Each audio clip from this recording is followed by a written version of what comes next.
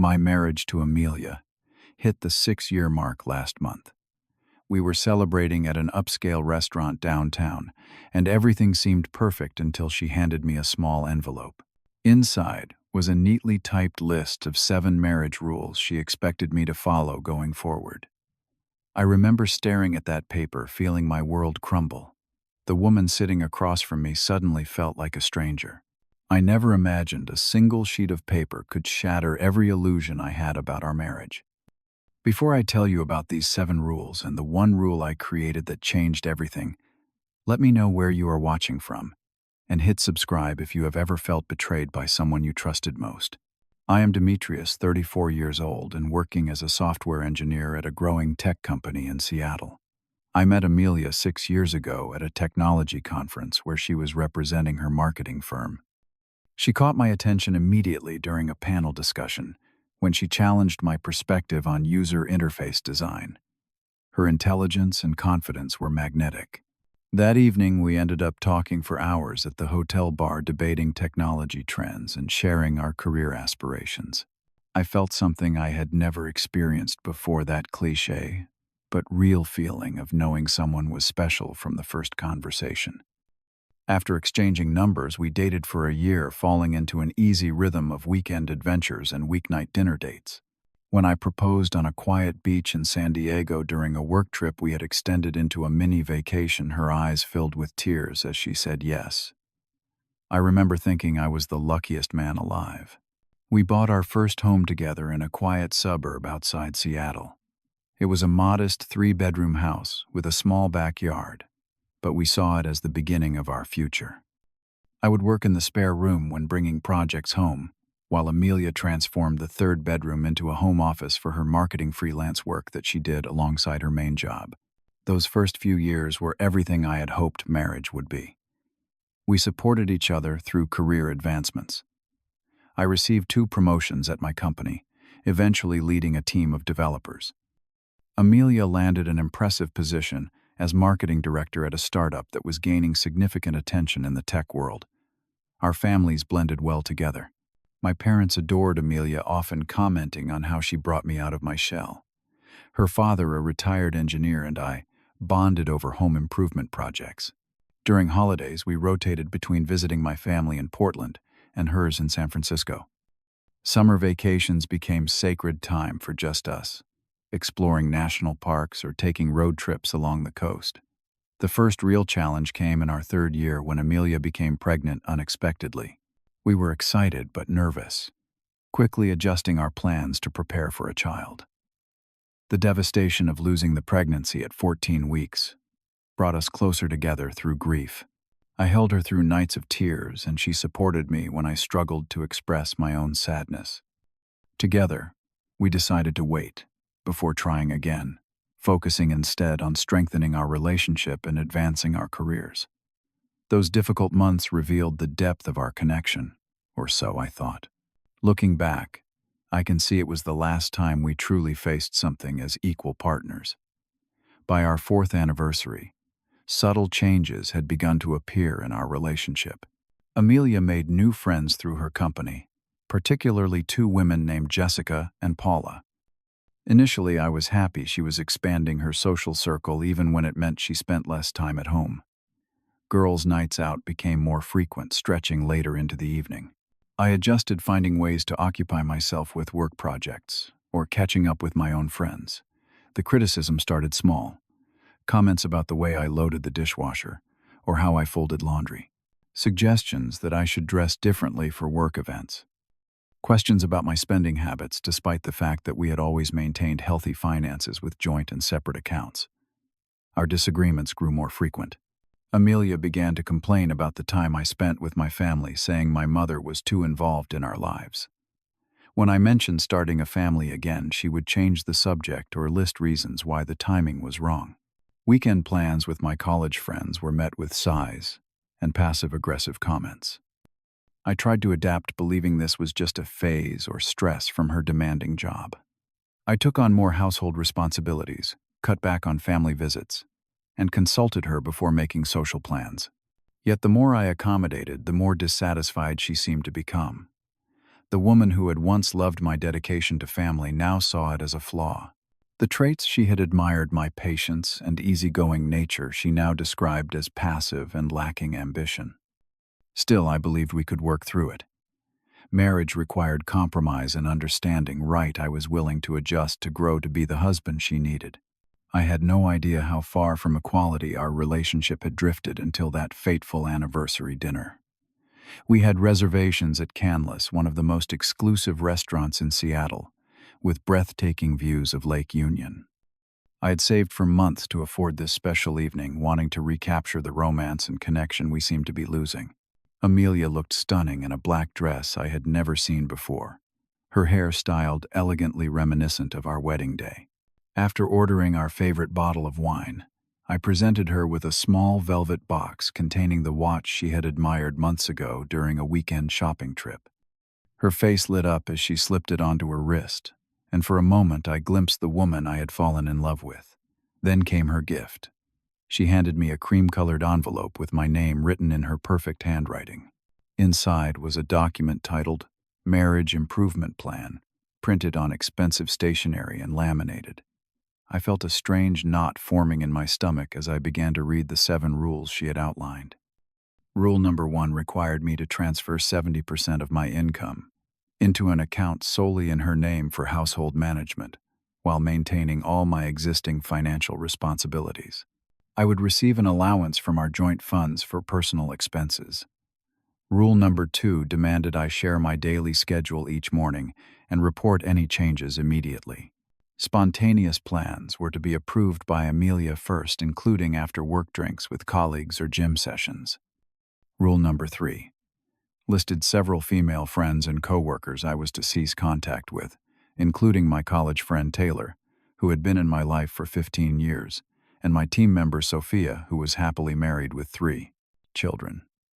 Rule number 4 restricted visits to my family to twice yearly, with holidays alternating between spending time with her family or traveling just the 2 of us. Weekly calls with my mother were to be limited to 30 minutes. Rule number 5 stated I would convert my home office into a relaxation room for Amelia, moving my workspace to the basement or kitchen table when needed. Rule number 6 limited male friendships to once monthly gatherings, with Amelia having veto power over which friends were acceptable company. Rule number 7 required my presence at all social functions with her friends and colleagues when requested, regardless of my own plans or comfort level. I read the list twice, convinced it must be some kind of joke. When I looked up, Amelia was watching me expectantly, a small smile playing on her lips. I struggled to find words. My throat felt tight as I carefully folded the paper and placed it back in the envelope. The romantic dinner I had planned suddenly felt like a business negotiation gone wrong. "What do you mean by this?" I asked, quietly conscious of nearby diners. Amelia leaned forward, speaking in a hushed but excited tone. "It is a modern approach to marriage maintenance. Jessica went through something similar with her husband, and it completely transformed their relationship. This is how successful couples operate now, Demetrius. Clear boundaries and expectations." I nodded slowly, buying time as my thoughts raced. This was not the woman I married. These were not rules for a partnership, but demands from an authority figure to a subordinate. We finished dinner in uncomfortable silence, my appetite gone. The drive home was tense, with Amelia filling the quiet by elaborating on the benefits her rules would bring to our marriage. Each word felt like another brick in a wall being built between us. That night, I lay awake beside her, replaying our 6 years together, searching for signs I might have missed. When had our equal partnership become so unbalanced? When had I become someone who needed to be controlled rather than loved? The next day, while Amelia was at work, I began investigating what might have prompted this dramatic shift. I hated invading her privacy, but felt I needed to understand what was happening to our marriage. Her laptop contained emails between her and Jessica, discussing strategies for controlling husbands before they strayed. Jessica was in the middle of a bitter divorce and apparently advising Amelia to secure her position in our marriage. I discovered an online forum called Marriage Control that Amelia had joined 3 months earlier. The group advocated for women taking preemptive control in relationships to prevent being taken advantage of. Members shared tactics for isolating their partners from outside influences and assuming financial control. Most disturbing were notes in her personal journal about a long-term plan. She had mapped out how to gradually take over our finances, limit my independence, and position herself as the decision-maker in our relationship. The rules were not sudden inspiration, but the culmination of careful planning. I felt physically ill, reading these private thoughts from the woman I had trusted completely. This was calculated manipulation, not a relationship struggle we could work through together. I closed the laptop and sat in our living room, surrounded by photos of happier times, trying to process this betrayal. The discovery left me reeling for days. I walked through our home, seeing evidence of control. I had missed how my friends had been subtly criticized until visits decreased, how family photos from my side had been replaced with her preferred art, how my favorite reading chair had been moved to a corner with poor lighting. Needing perspective, I reached out to my oldest friend Tom, who had known me since high school. Over beers in his garage workshop away from potential eavesdropping, I showed him the list of rules. "This is insane, man," he said, shaking his head after reading them. "Would you ever dream of giving Amelia a list like this?" The question clarified something for me. This was not about different approaches to marriage. This was about respect. I would never presume to dictate how Amelia lived her life or who she associated with. I called my sister Sarah next, always my voice of reason. Her reaction was equally strong but more measured. "Demetrius," she said gently, "marriage is supposed to be a partnership of equals. These rules treat you like a child, not a husband. This is not about love. This is about control." Still struggling with how to respond, I scheduled a private consultation with a marriage counselor. Dr. Lillian Freeman listened carefully as I explained the situation, occasionally taking notes but mostly observing my emotional state. "What you are describing," she explained, "are classic control tactics. Isolation from support systems, financial restriction, surveillance, and behavioral monitoring are concerning red flags in any relationship. The question now is whether this dynamic can be changed, and if both parties want to change it." I left her office with clarity. The issue was not the specific rules, but the fundamental imbalance of power and lack of respect they represented. I needed to address that core problem rather than argue about individual restrictions. For a week, I maintained a calm exterior while internally debating my response. I wanted to save our marriage if possible, but not at the cost of my dignity and autonomy.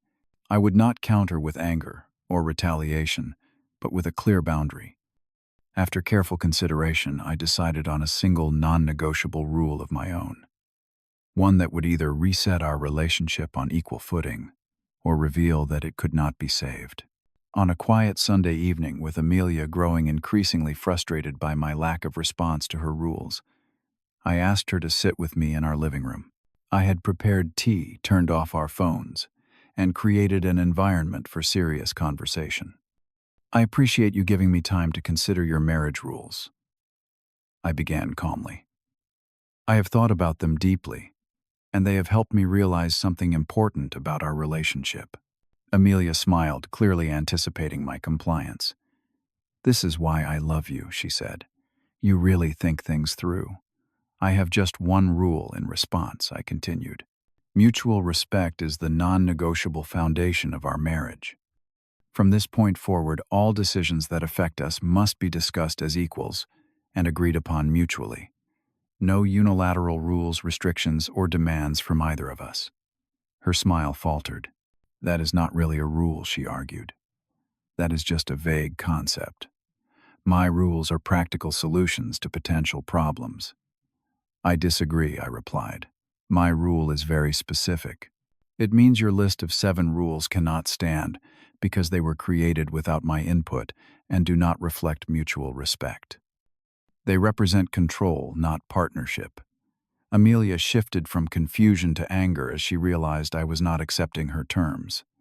"You are being ridiculous," she snapped.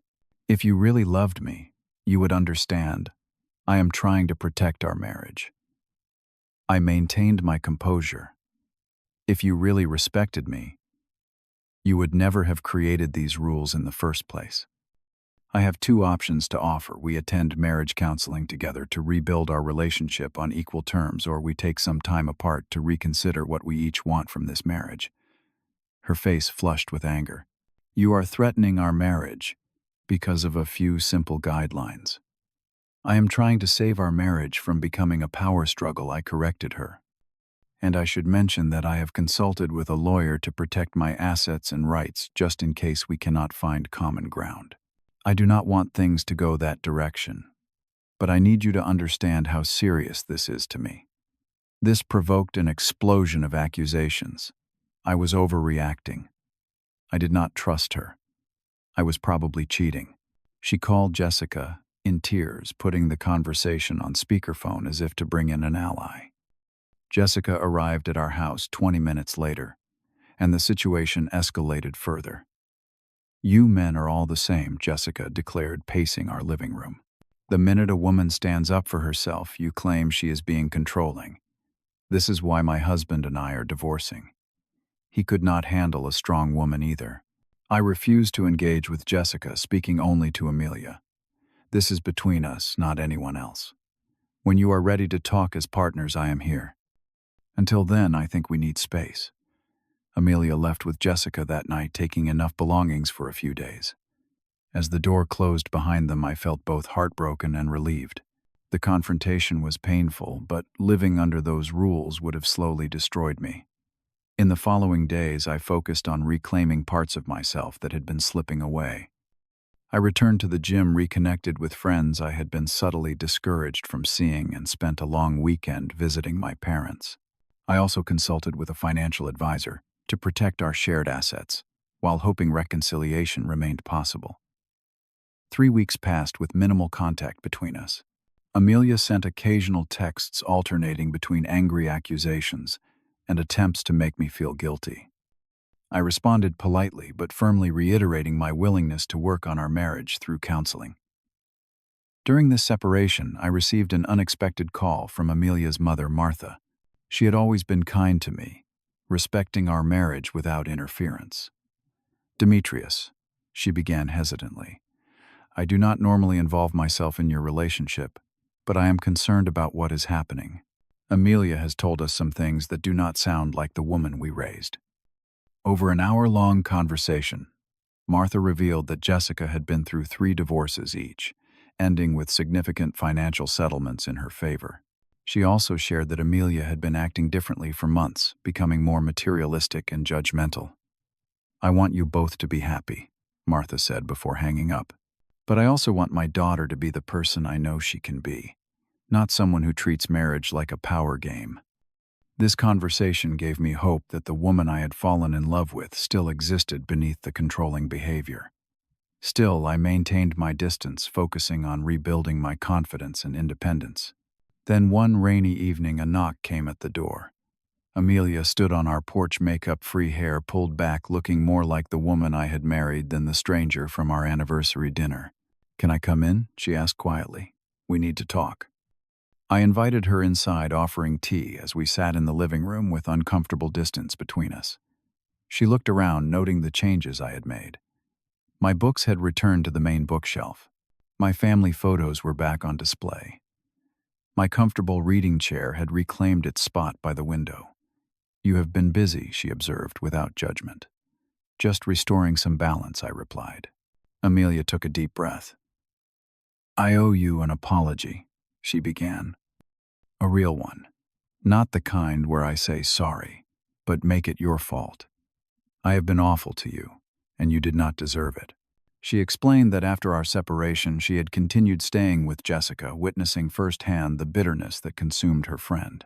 Jessica had proudly admitted to deliberately sabotaging friends' marriages out of jealousy for their happiness. One night, drunk on wine, Jessica had confessed that she enjoyed manipulating people and seeing happy couples break apart. It was like seeing my future if I continued down that path, Amelia said, wiping away tears.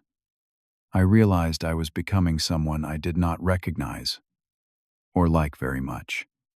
The marriage control group is toxic. They twist concerns about equality into justifications for domination. She had moved out of Jessica's house the next day, staying with her cousin, while reflecting on our relationship. She had reread old journals, remembering how we had once supported and respected each other. I was afraid, she admitted. Afraid of being hurt, of losing control, of ending up unhappy. But instead of talking to you about my fears, I tried to build walls and rules to protect myself. I almost destroyed the best thing in my life because I listened to the wrong voices.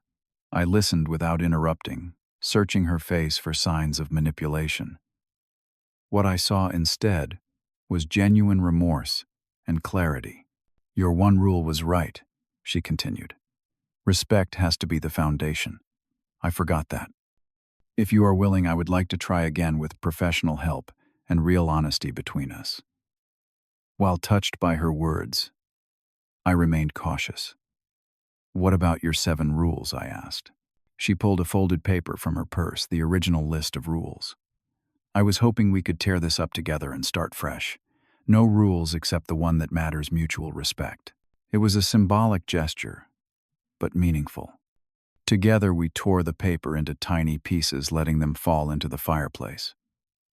I will not pretend it was instantly fixed, I told her. But that moment marked the beginning of our healing journey. We began counseling the following week, with Dr. Freeman addressing the roots of Amelia's control issues and my tendency to accommodate rather than communicate. We established healthy boundaries with toxic influences like Jessica and Amelia, left the marriage control forum, even reporting it for promoting manipulative tactics. Together, we created what we jokingly called our marriage constitution, a set of shared values and communication practices we both committed to upholding. Instead of rules to control each other, we established guidelines for how to respect and support one another. The process was not always smooth. Trust rebuilds slowly, and old patterns sometimes re-emerge during stress or conflict. But with each honest conversation and respected boundary, our foundation grew stronger. Today, our relationship is healthier than it was before the crisis, though I maintain a certain awareness I did not have before. I have learned that love without respect is merely possession, and that standing firm for your dignity is not selfish but necessary. Amelia has rediscovered her authentic self, apart from toxic influences, reconnecting with old friends, and rebuilding relationships with both our families. We are discussing starting a family again this time, as true partners. The most important lesson I learned through all of this is that relationships cannot thrive under control. They flourish in freedom, bounded by mutual respect and genuine care for each other's well-being. One person cannot dictate the terms of love. It must be negotiated with open hearts and equal voices. Have you ever had to establish a boundary that saved a relationship? Share your experience in the comments below. If this story resonated with you, please subscribe to hear more journeys of relationship challenges and growth. Give this video a thumbs up if you believe mutual respect is essential in any relationship, and share it with someone who might need to hear this message. Thank you for listening to my story.